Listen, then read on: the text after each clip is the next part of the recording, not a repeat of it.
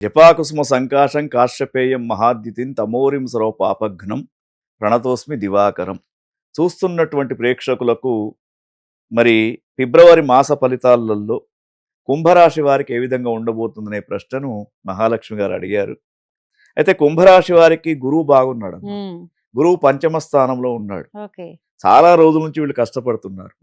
ఇంకోటి మహాలక్ష్మి కుంభరాశిలోనే పంచగ్రహ కూటమి. సో దాని ఎఫెక్ట్ ఉంది. గురుగ్రహం అనుకూలంగా ఉన్నాడు, మిగతా ఏ గ్రహం కూడా వీరికి అనుకూలంగా లేడు. శని 2వ స్థానము, మిగతా గ్రహాలన్నీ కూడా అనుకూలమైనటువంటి స్థానాల్లో లేకుండా మిశ్రమ ఫలితాలు కనబడుతూ ఉన్నాయి. అయితే వీరికి ఈ పంచగ్రహ కూటమి ఏర్పడే రోజు చంద్రుడు అనుకూలంగా ఉన్నాడు. తర్వాత మరి శుక్రుడు అదే విధంగా అనుకూలంగా ఉన్నాడు. ఎప్పుడైతే చంద్రుడు శుక్రుడు అనుకూలంగా ఉంటారో, చంద్రుడు ఏమిటి? చంద్రమా మనసో జాతః అంటే మనస్సుకు కారకుడు చంద్రుడు.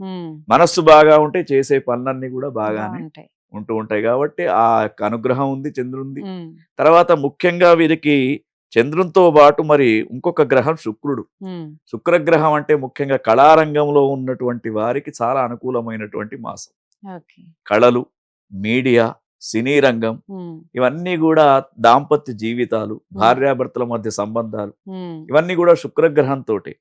కాబట్టి కుంభరాశిలో ఉన్నటువంటి వారు సలహాలు తీసుకోవాలి, పెద్దవాళ్ళే తీసుకొని చేస్తే బాగా ఉంటుంది, అనుకూలంగా ఉంటుంది.